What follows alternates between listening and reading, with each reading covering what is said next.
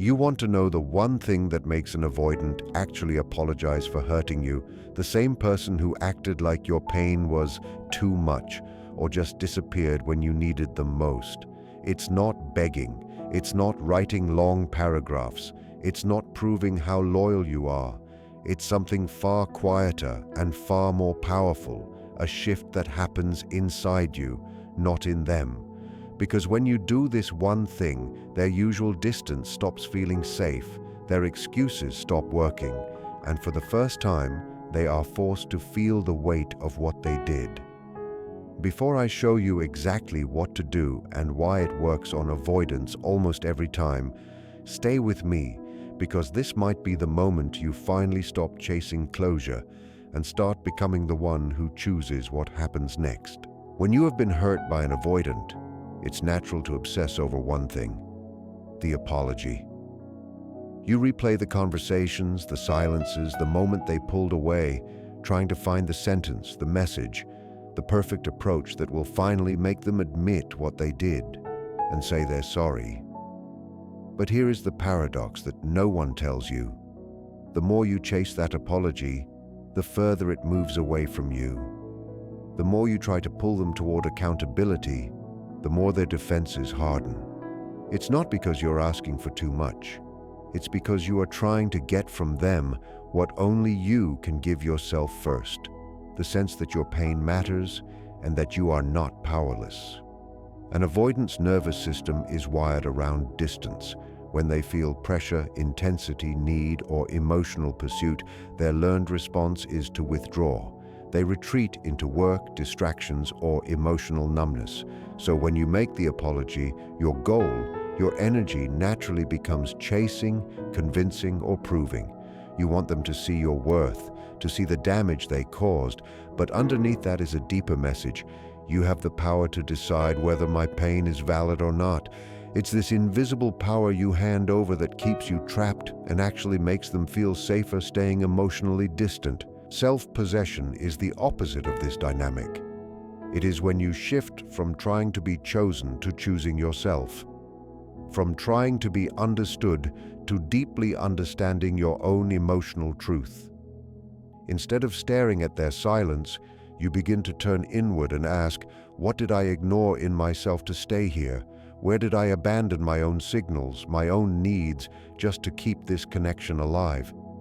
In that moment, the center of gravity moves. You are no longer orbiting around their reactions. You become the center of your own experience again. This change is not loud. You don't need to announce it with speeches, long messages, or dramatic exits. It often begins in very small internal decisions. You stop checking if they watched your stories. You stop drafting paragraphs you know you won't send. You stop mentally defending them to yourself every time a part of you whispers, "This hurts." Instead, you allow that whisper to become a full sentence. You admit to yourself with honesty, "I was hurt. I mattered less than I needed to. I kept trying to earn what should have been freely offered." This honesty is painful, but it is also the birth of self-possession. When you stand in this place, your behavior naturally shifts.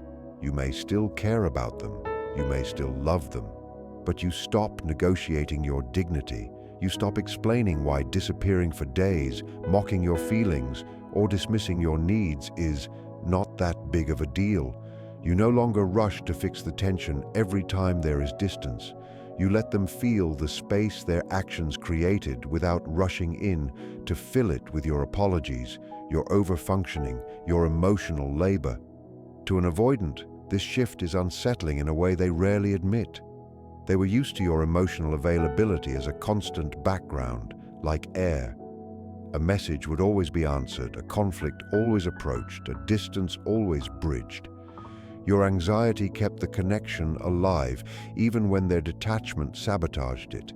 When you become calm and grounded instead of reactive, that pattern breaks. They feel something missing, but what's missing isn't just you. It's the version of you who needed them more than you needed your own peace. This is the point where, sometimes for the first time, they are left alone with the echo of their own choices. Without your chasing, defending, or softening the truth, they begin to feel the cost of their behavior. Not in abstract moral terms, but in concrete reality. Less access to you, less emotional safety from you, less warmth poured into their life. The apology that may rise in them at this stage is not born from suddenly becoming a different person. It is born from recognizing that their usual defenses are now colliding with the reality of losing someone who was deeply anchored in their life. You haven't forced this realization. You haven't manipulated it. You simply stepped back into your own center and refused to abandon it again. The apology, if it comes, is an aftershock of that inner movement, not the proof that your worth has finally been validated, but a reflection that your worth became non-negotiable inside you first. When you've been hurt by an avoidant, your first instinct is often to speak louder, explain more, demand clarity, and push for resolution. You feel the injustice in your body, and that urgency wants expression. You might send long messages, rehearse arguments, or confront them, hoping that if you just say it right, they'll finally understand. But with avoidant people, emotional intensity rarely creates understanding. It usually creates shutdown. Their system is trained to associate emotional pressure with danger, so the more emotional you become, the more they disappear, defend, or detach. Not because your feelings are wrong, but because their wiring has learned to survive by turning down the volume, not by leaning in. Calm emotional withdrawal is not about punishing them or pretending you don't care. It's not about playing games, ignoring, or copying their coldness. It is about shifting your energy from chasing regulation through them to regulating yourself.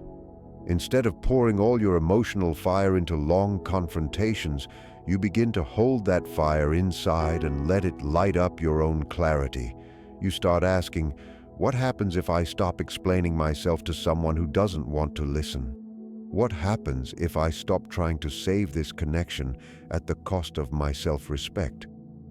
That quiet questioning is the beginning of withdrawal that heals instead of harms.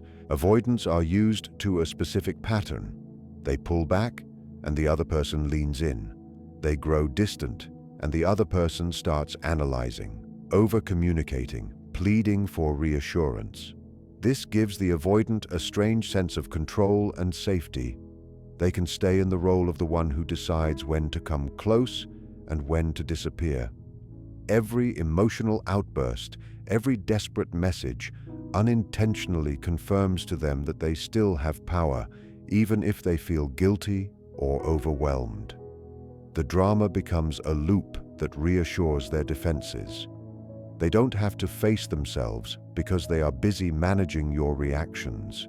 When you choose calm emotional withdrawal, you quietly step out of that loop. You don't send 10 messages in a row. You don't chase explanations they clearly aren't ready to give. You answer more slowly, more briefly. You stop oversharing your inner world with someone who has shown they cannot hold it. You might still respond, but you are no longer performing your pain for them, hoping it will unlock their empathy. Your tone softens, not into submission, but into neutrality. You say less, observe more, and let silence do a part of the work your words have been trying to do alone. This calmness is unsettling to their pattern because it removes the emotional noise they are used to hiding behind. Without the storm of your reactions, they are left with a clearer mirror. They can feel the emptiness their distance creates, instead of filling that emptiness with your attempts to reconnect. The nervous system that once felt overwhelmed by your intensity now feels something different, the chill of possible loss. Not the theatrical loss threatened by ultimatums, but the quiet loss that happens when someone stops investing in a place where they are not met. Emotional withdrawal also gives you space to see more clearly. When you're in constant conflict, you're flooded. You're reacting to every message, every silence, every shift in their mood. Your sense of self becomes entangled with their level of responsiveness. By stepping back, you create an emotional pause. In that pause, you can feel your own body again. You might notice how long you've been tense, how much your self-worth has been tied to whether this person shows up or not, how many of your standards you've bent just to keep things going. This awareness doesn't make the hurt disappear, but it starts turning your energy from obsession into reflection. From this calmer place, if you communicate, your words become shorter and truer. You don't attack their character with labels. You describe your reality. You might say, "I don't feel emotionally safe when communication disappears like that, so I'm choosing to step back," and then you actually step back. You don't explain the same point 12 different ways. You trust that if they can hear you, they will. And if they cannot, you won't destroy yourself trying to translate your feelings into a language their defenses won't allow. Over time, this shift lands. An avoidant who was used to seeing you as emotionally dependent now feels the reduction in access. They notice the absence of your emotional caretaking. They feel the difference between being chased and being quietly released. For some, this is the first time they truly confront the impact of their avoidance. The calmness of your withdrawal doesn't trigger their fight or flight in the same way arguments do. Instead, it quietly presses on a deeper fear, the fear of genuinely losing someone who offered real emotional presence. If an apology comes from them, it often comes in this phase. Not in the middle of a shouting match, but in a moment when the dust has settled and the distance feels real. They may reach out, admit they handled things badly, or say they're sorry for pulling away or minimizing your feelings. It may not be the perfect apology you imagined, but it is often the closest they can get to acknowledging the hurt they caused. And it emerged not because you argued harder, but because you stopped feeding the cycle that protected them from seeing it at all. When you've been hurt by an avoidant, one of the most painful parts is how easily they can dismiss or minimize what happened. They may say things like, "You're overreacting," "I didn't mean it like that," or "It's not that serious." Each time it feels like your reality is being erased. You start doubting yourself, wondering if maybe you are too sensitive, too dramatic, too demanding. This is how you slowly abandon your own truth to protect the connection. Reflecting their impact with simple, grounded truth is the reverse movement. It's you returning to your inner center and saying, "This is what happened inside me, whether you see it or not." And you say it in a way that is clear, calm, and anchored, not to convince them, but to honor yourself. Avoidant people are often quick to defend their intentions because facing the impact of their behavior is deeply uncomfortable. They cling to phrases like, "I didn't mean to hurt you," as if lack of intention cancels out your pain. But your nervous system doesn't feel their intention. It feels their actions. It feels the silence after being ghosted. It feels the sharpness of dismissive words. It feels the coldness of being shut out when you needed closeness. When you use simple, grounded language, you shift the focus away from what they meant and toward what actually happened inside you. Instead of saying, "You're a terrible person," you might say, "When you disappeared for days without a word, I felt unimportant and anxious, and that's not something I can ignore anymore." This kind of truth-telling is powerful because it doesn't attack their identity. It describes your inner experience. Avoidants are easily triggered by anything that sounds like criticism of who they are. They grew up defending themselves against shame, disappointment, or emotional overwhelm. When they feel accused, their defenses go up instantly. But when you speak from your own experience, with short sentences and emotional honesty, it becomes harder for them to dismiss you without also dismissing reality. You're not saying you are bad, you're saying, "This is the effect your behavior had on me." That distinction can slip through their defenses in a way blame cannot. Grounded truth is also about removing emotional clutter. When you've been hurt, it's tempting to throw everything in at once. You bring up past wounds, old fights, future fears, everything they've ever done. But an avoidant mind sees that as chaos and shuts down. Simple truth sounds more like, when you canceled last minute and didn't check in afterward, it made me feel like my time and feelings weren't important, so I'm taking a step back to protect myself. There is no drama, no name-calling, no pleading. Just cause, effect, and boundary. You are not asking them to agree with your feelings. You are simply naming them and acting accordingly. This way of reflecting impact also helps you stay connected to your own body and emotions. Instead of twisting your feelings into something more palatable or less intense, you let them be what they are. You might feel abandoned, overlooked, rejected, or deeply tired. You allow these words to exist in your vocabulary instead of numbing them. And when you speak to the avoidant, you speak from that honest place. You don't perform strength by pretending you're unaffected, and you don't perform weakness by collapsing. You stand in the middle, the place of truth, where you can say, I care about you, and this still hurt me, and I have to take that seriously. When you reflect their impact clearly, you become a mirror they cannot fully escape.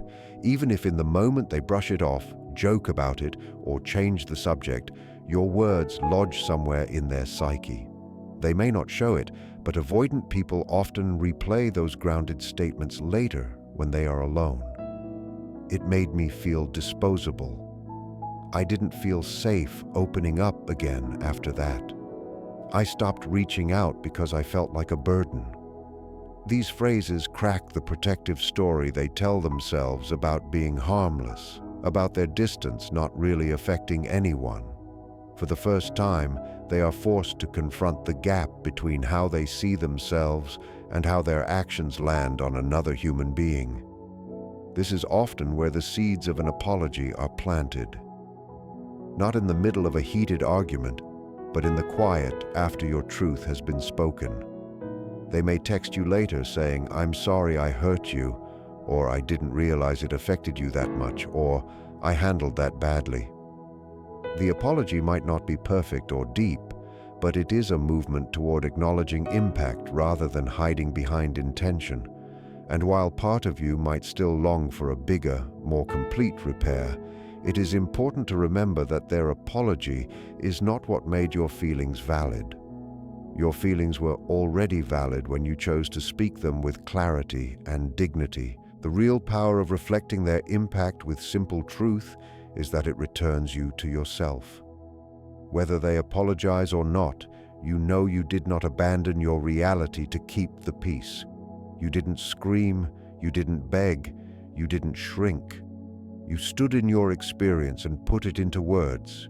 In a dynamic where you have often felt invisible or muted, that act alone is a profound form of self-respect and quiet transformation.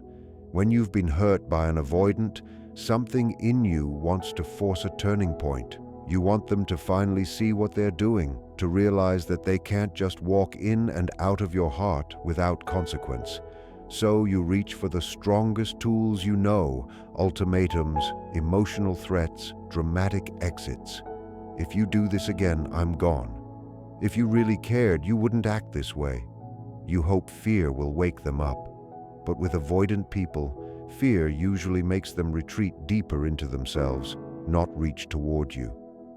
Threats operate in the realm of performance. They create a theater of, if you don't change, I'll leave. But often the person making the threat is not actually ready to follow through. The avoidant senses that.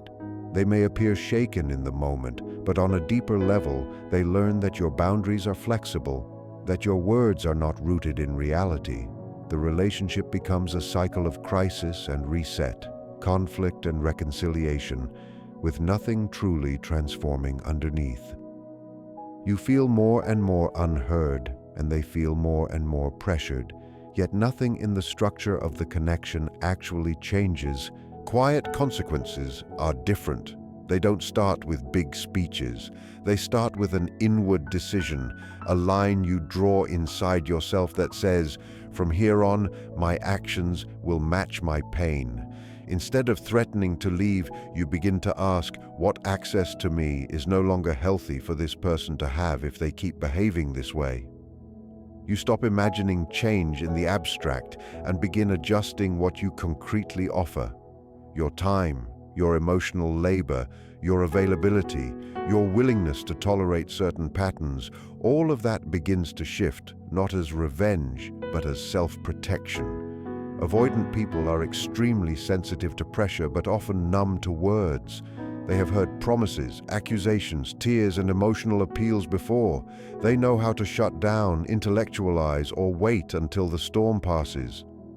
What they are not used to is the ground quietly moving beneath their feet, a call not returned so quickly, a weekend no longer given entirely to their needs, a deep conversation you choose not to initiate because you've realized they are not showing up for it. You are not punishing them with absence. You are adjusting your investment in proportion to what you are actually receiving. This is where inner clarity matters. Quiet consequences are not about playing hard to get or using psychological tricks to manipulate them into apologizing. They are about finally aligning your behavior with reality. If they repeatedly disappear when things get emotionally real, you stop expecting emotional depth from them and stop building your life around those suspended promises. If they invalidate your feelings, you share less of your inner world with them and lean more on people who can hold space for you. Each of these shifts sends a message more powerful than any threat. Your actions affect how close I can safely be to you. An avoidant may initially interpret these changes as you acting different or being distant. They might even accuse you of playing games. But beneath their irritation or confusion, another feeling creeps in, the sense that something they counted on is no longer guaranteed. The endless second chances, the immediate replies, the emotional comfort they received without having to fully show up, all of that becomes less automatic. For the first time, they are confronted not with words about consequences, but with consequences themselves. This confrontation can awaken an unfamiliar discomfort inside them. Avoidant people often carry a hidden fear of being fundamentally unlovable or too much trouble to stay with. They manage this fear by staying one step away from deep emotional entanglement. But when your quiet consequences show them that their behavior is leading to real distance, that fear touches ground. They sense that what they thought they were protecting themselves from losing is now slipping away, not because you punished them, but because you honored yourself. If an apology emerges in this space, it tends to sound different. It doesn't come in the heat of an argument, where they're apologizing just to stop the conflict. It shows up after they've had time to feel the gap, to notice your absence, to sense that you are no longer cushioning the impact of their choices. They might say, "I know I've been distant," or "I realize I've hurt you," or "I'm sorry for how I handled things." It may be imperfect, hesitant, or incomplete, but it carries a different quality because it is a response to reality, not to your threats. The deeper gift of quiet consequences, however, is not the apology. It's what happens to you. You begin to trust yourself again. You stop living in the painful split between what you feel and what you tolerate. Your nervous system slowly learns that you will not keep it in harmful situations just to avoid being alone. Whether they change or not, whether they stay or go, you are no longer bargaining with your dignity, and that inner alignment becomes the real turning point in your story with them. When you're attached to an avoidant, you don't just love a person, you often fall in love with an image, the image of who they could become if they finally opened up. The version of them you glimpse in rare moments of tenderness, the potential of what the relationship might be one day if they would just stop running, stop shutting down, stop disappearing when things get real. This inner movie is powerful, It keeps you waiting, explaining, forgiving, and stretching yourself long past the point where your heart is actually being held. Detaching from the fantasy means getting honest about the gap between who they are consistently and who you keep hoping they will magically turn into. Fantasy is seductive because it gives pain a purpose. If you tell yourself they're acting avoidant now, but when they heal, we'll finally have that deep love, then every disappointment becomes an investment in the future. You endure the coldness because you believe you're walking toward warmth. You accept the emotional distance because you think one day they'll be grateful you didn't give up on them. But underneath this narrative is a quiet betrayal of your present self. The you that is hurting now, doubting now, feeling unseen now, gets pushed aside in service of a possible version of them that may never arrive. Seeing their wounded self is different from romanticizing it. You stop telling yourself stories like, they're distant because they're so mysterious, or their inability to commit proves how deeply they feel. Instead, you let yourself consider that their avoidance may come from old pain they've never faced, fears they've never named, and survival strategies that once protected them but are now hurting you. You recognize that behind the shutting down, there might be a child who learned that closeness is dangerous, that emotions are overwhelming, that vulnerability invites rejection or control. This view doesn't excuse their behavior, but it explains it in a way that brings reality back into focus. When you see their wounded self clearly, something important happens inside you. You stop treating them like a god who has the power to define your worth and start seeing them as a human with limitations, a person who, in this moment of their life, may not have the emotional capacity to love you in the way you desire. You can feel compassion for their wounds without turning those wounds into your project. You can think, I understand why you are this way, and still say, I cannot keep sacrificing myself for it. This is the beginning of detaching from the fantasy and stepping into lucid compassion. Lucid compassion is gentle but not blind. It allows you to say, I know you're not doing this to be cruel, but it still hurts, and your past might explain your distance, but it does not make my needs negotiable. This inner clarity changes the way you relate to the avoidant. You no longer beg them to become the partner in your imagination. You respond to the partner who is actually in front of you. If they pull away, you don't chase as much. If they invalidate your feelings, you don't contort yourself to be easier to love.